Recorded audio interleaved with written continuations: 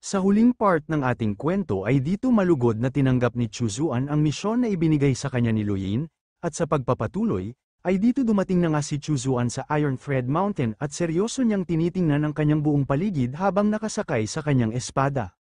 Sa kanya namang isip-isip na nagtataka raw talaga siya bakit hindi niya nakita ng malinaw ang mga hamog na nandito, pero kalimutan na lang raw niya itong kanyang masamang nararamdaman dahil nasa kanya naman ang Blood Mirror. Kapag malagay sa alanganin ng kanyang buhay ay tatakbo na lang siya papunta sa zombie na mundo, at doon siya mabilis na magpapalakas. Ngunit nagulat siya at mabilis niyang iniwasan ang bangkay ng isang cultivator na tumilapon papunta sa kanya. Nang malinaw na itong nakita ni Chuzuan ay masyado siyang nabigla sa kanyang nakita dahil ang bagay raw pala na tumilapon papunta sa kanya ay isang katawan ng walang buhay na cultivator. Habang seryoso na tinitingnan ni Chuzuan ang walang buhay na katawan ng isang cultivator ay nasabi na lang niya na ang bakal raw na sinulid na nasa dibdib ng cultivator ay ang tanyag na insekto ng Go, ito ay nagmula sa bundok ng bakal na sinulid. Ngunit natuon naman ang pansin ni Chuzuan sa kanyang likod dahil mayroong dalawang cultivator na tinawag ang kanyang pansin, tanong pa ng isang lalaki sa kanya na kung siya raw ba ang pinadala dito na reinforcement, gusto raw ba niya na makipag-team up sa kanila. Sa sinabi ng lalaki ay agad naman na tinanggap ni Chuzuan ang kanilang alok na makipag-team up, kanya din ipinakilala ang kanyang sarili sa dalawang lalaki, siya raw ay si Chuzuan, sagot naman sa kanya ng lalaki na ang kanya din daw pangalan ay si Zhou, pinakilala din ng isa ang kanyang pangalan na si Zhou Luan. Pero nagulat silang tatlo dahil mayroong isang cultivator na sumisigaw na hindi na niya alam kung ano ang kanyang dapat na gawin habang humihingi ng tulong. Natatawa pang sinabi ni Zhou Luan sa ating bida na kilala raw niya ang tao na yon. Siya ay isa lang mahinang palaboy na cultivator na halos umabot ang kanyang antas sa Foundation Establishment, huwag na raw pansinin ni Chuzuan ang tao na yon. Ang kinakailangan na lang nilang gawin ngayon ay magpatuloy sa paglalakad, tugon naman sa kanila ni Chuzuan na nakapasok na raw sa katawan ng lalaki ang bulating sinulid na bakal, kahit makatakas pa ang lalaki na yon ay hindi na din maliligtas ang kanyang buhay. Pero nakangiti lang itong si Zhou Luan na kapag mapagtagumpayan raw nila itong kanilang misyon ay makakatanggap sila ng 300 na contribution points galing sa kanilang sekta. Ito ay isang pagkakataon na hindi nila dapat na palalampasin, kaya sumunod na lang sila sa kanya. Makalipas ang ilang sandali ay malayo na ang narating ng tatlo sa kanilang paglalakad, at dito ay nagsalita si Zhou Yu sa ating bida na huwag na raw siyang mag-alala dahil ang kanilang senior brother na si Zhou Luan ay nasa antas na ng ikatlong yugto ng Foundation Establishment at isang hakbang na lang para umabot siya sa ikaapat na yugto. Dahil siya ang nangunguna sa kanila ay tinitiyak niya na hindi sila mabibigong tatlo. Ngunit nagulat silang dalawa dahil bigla na lang nagsalita sa kanila si Zhou Luan na bakit pakiramdam daw niya na parang kumakati ang kanyang katawan at habang ito ay tumatagal ay mas lalo pa itong lumalala. Kasabay nito ay nagulat silang dalawa sa kanilang nakita na nakaramdam ng matinding takot, dahil nakita nila si Zhou Luan na lumabas sa iba't ibang parte sa kanyang katawan ang bulating bakal na mga sinulid. Tinanong pa ni Zhou Luan silang dalawa na kung hindi raw ba sila nakaramdam ng pangangati katulad niya. Dahil dito ay mabilis na sinigawan ni Chuzuan ang isa niyang kasama na magmadali na siyang tumakas dahil ang isang makapangyarihan na master ay nandito lang sa kanilang paligid. Ngunit natulala pa rin itong si Zhou Yu na kanyang tinawag ang pansin ng kanyang senior brother, kaya iniisip na lang nitong ating bida na napakatahimik raw ang good technique na ginamit sa kanyang kasama, maging siya ay hindi niya kayang gawin ang ganitong technique. Habang mabilis na tumatakbo si Chuzuan at ang kanyang isang kasama ay sumisigaw naman itong si Zhou Luan na nasaan na raw silang dalawa, bakit wala siyang nakikita, ang kanyang buong paligid ay masyadong madilim. Kasabay nito ay tuluyan na nga na lumabas ang maraming bulati na bakal na sinulid sa bibig ni Zhou Luan, kaya sumisigaw na lang ito nang dahil sa hindi niya maipaliwanag na kanyang nararamdaman. At dito ay napaluhod na lang siya na nawala ang kanyang ulo, dahil sumabog sa kanyang katawan ang mga maraming bakal na sinulid at agad siyang nawala ng buhay.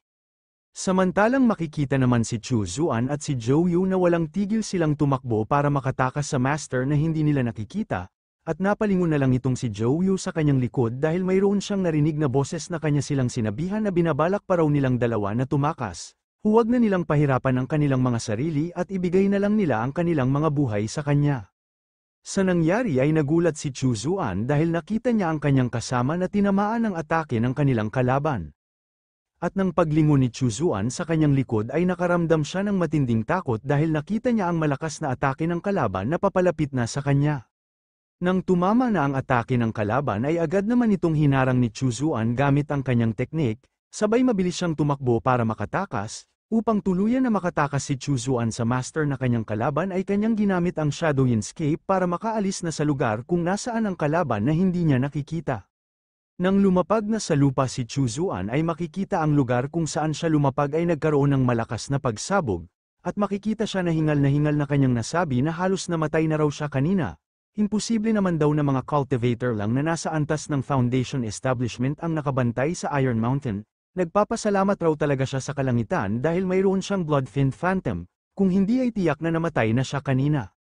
At sa ngayon ay kinakailangan niyang magkubli muna doon sa planetang Blue Star ng ilang mga araw, at kapag na-cultivate na niya ang Bloodfiend Demon Scripture hanggang sa umabot sa ikapitong antas, at kinakailangan din niyang umabot sa huling yugto ng Foundation Establishment at kapag naabot na niya ang mga antas na yun ay doon na siya babalik sa mundong ito upang gantihan ang Master na umatake sa kanya.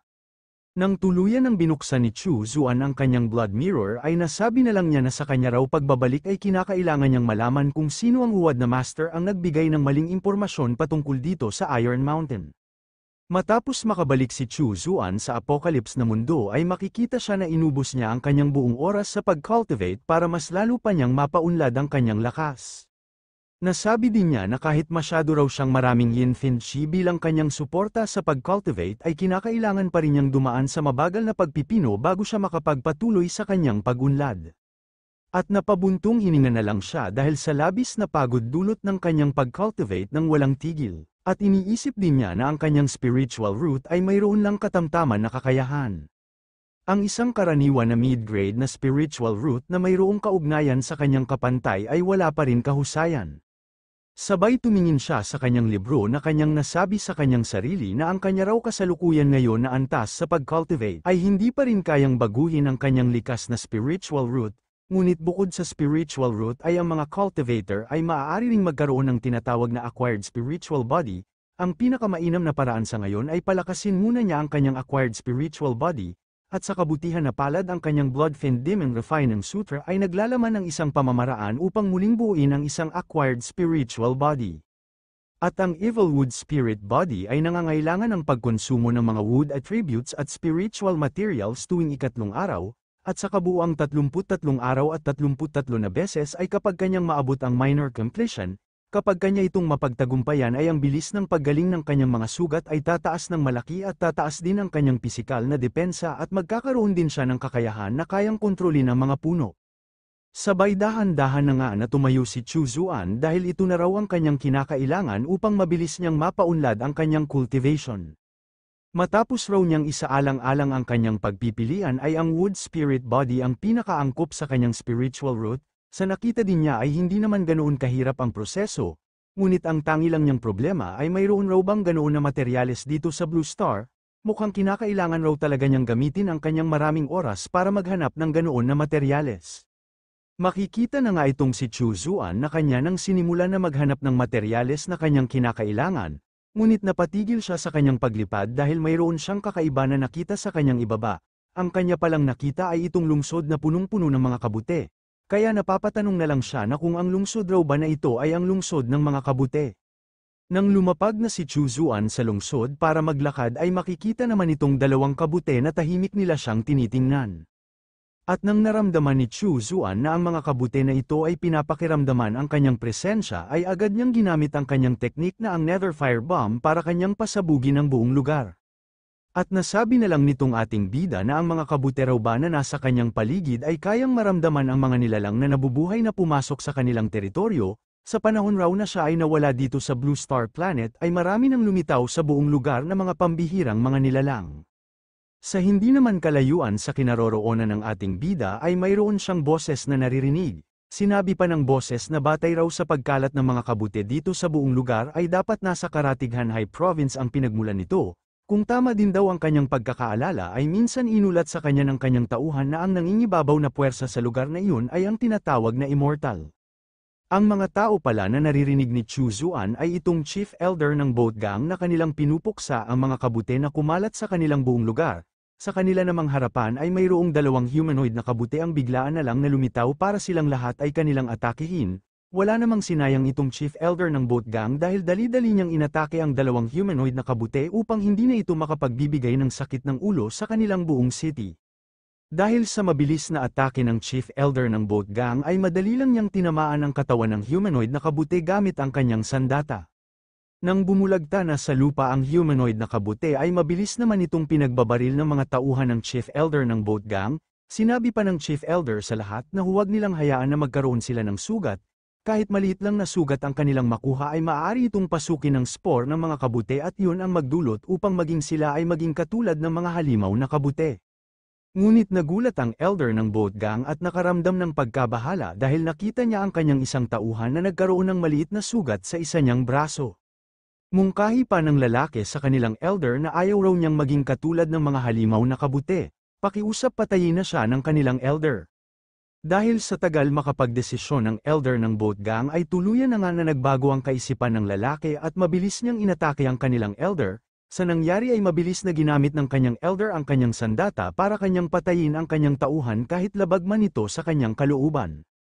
Nang nawalan na ng buhay ang lalaki ay makikita naman itong elder ng boat gang na tumulo ang kanyang mga luha dahil muli na naman siyang nawalan ng isang mahalagang tauhan. Habang kanilang tinitingnan ang mga tao na naging kabute na wala ng buhay ay nagsalita itong isang tauhan ng elder na nawalan raw sila ng kontak doon sa Northern District.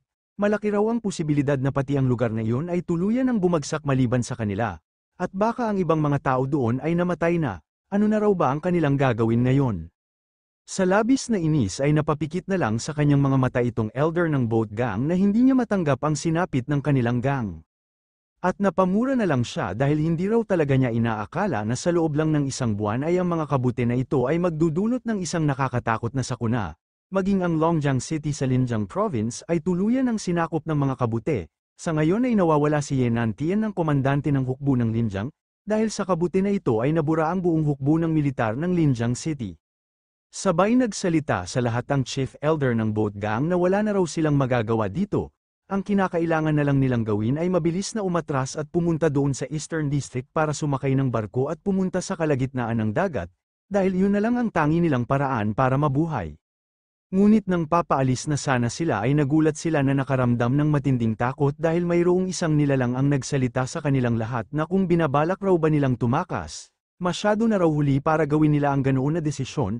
Sagot naman sa kanya ng Chief Elder ng boat gang na kung sino raw ba ang nagsasalita.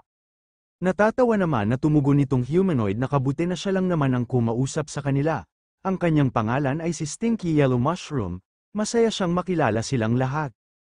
Nang nakita ng Chief Elder at ang kanyang mga tauhan na ang kumausap pala sa kanila ay isang humanoid na kabute ay hindi sila makapaniwala.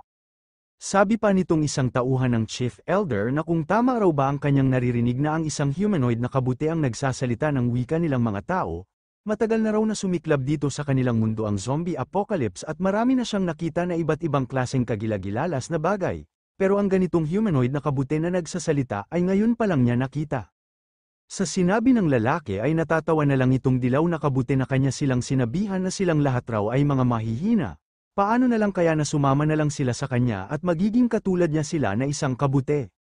Ngunit natuon ng pansin itong humanoid na kabute nang biglaan na lang na dumating ang kanyang kasama na ibon, sambit pa sa kanya ng ibon na kinakailangan na raw nilang magmadali na umatras dahil dumating dito ang immortal. Gulat naman na nagtanong itong si Yellow Mushroom sa ibon na kung totoo raw ba ang kanyang sinabi na dumating dito ang immortal. Dagdag pa niya sa ibon na imposible naman daw na dumating dito ang immortal dahil nandoon lang yun palagi sa Donghu City at hindi pumupunta kahit saan. Siya raw ay hindi naniniwala kaya hindi siya aalis. Kinakailangan niyang patayin ang lahat ng nabubuhay na tao dito. Pero mas lalong nagulat si Yellow Mushroom dahil pinaalam sa kanya ng ibon na ang kautusan raw na ito ay nanggaling kay Demon Umbrella. Takang-taka naman na tinanong ni Yellow Mushroom ang ibon na talaga raw ba na ito ay kautusan ng kanyang big brother. Dahil dito ay mabilis na tumakbo si Yellow Mushroom para makaalis sa lugar. Sambit pa niya sa boat gang na swerte raw sila ngayong araw, ngunit sila ay magkikita pang muli. Pero sa hindi inaasahan ni Yellow Mushroom dahil bigla na lang silang inatake ng Bloodsteel Thread ng ating bida, kaya hindi niya mapigilan na sumigaw ng napakalakas. Maging ang elder ng boat gang ay hindi din makapaniwala na napapatanong kung anong kapangyarihan raw ba itong kanilang nakita. Nang nakagapos na si Yellow Mushroom sa Bloodsteel thread ng ating bida ay dito kanyang napagtanto na talagang ang Immortal ang dumating dito para siya ay hulihin. Itong mga kabilang sa boat gang ay gulat na napatakip sa kanilang mukha dahil umaapaw sa kanilang buong lugar ang enerhiya ng ating bida. Pero laking gulat nila dahil noong malinaw na nilang nakita ang kanilang buong paligid ay hindi na nila nakita si Yellow Mushroom. Kaya napapatanong na lang silang lahat na bakit bigla na lang naglaho ang humanoid na kabute, saan na raw yun nagpunta. Sa nangyari ay hindi mapigilan ng mga kabilang sa boat gang na makaramdam ng labis na tuwa dahil ligtas na raw ang kanilang mga buhay. Kanila raw pinupuri ang kanilang ancestor dahil magpasa hanggang ngayon ay nakatayo pa rin ang kanilang boat gang. Sa isip-isip naman itong elder ng boat gang na kung ang Immortal raw ba ang tumulong sa kanila. Posible raw ba na ang nilalang na mga kabute ay tumutukoy sa alamat ng Immortal ng Lianjiang City. Makikita naman itong si Yellow Mushroom na hindi na makagalaw habang mahigpit na ginapos ng Bloodsteel thread ng ating bida. At sa kanya namang harapan ay dito seryoso na nakatingin sa kanya si Chuzuan maging ang tatlo niyang mga zombie army, at iniisip na lang nitong ating bida na doon raw sa mundo ng Kangzuan Continent ay upang makapagsalita ng wika ng tao ang isang Foundation Establishment Demon Beast ay kinakailangan na bumuo muna ito ng inner core sa loob ng kanyang katawan. Ngunit itong kabute na ito ay hindi pa naman umabot sa Foundation Establishment, paano niyang magawang makapagsalita ng wika ng tao? Sabay nagsalita si Chu Zuan sa kabute na kung tama raw ba ang kanyang narinig na siya ay ang tinatawag na Yellow Mushroom, at nabanggit din niya kanina ang nilalang na Immortal, ang kanya raw bang tinutukoy na ang Immortal ay ang kanyang sarili, paano raw ba nila nalaman ang kanyang pagkakilanlan?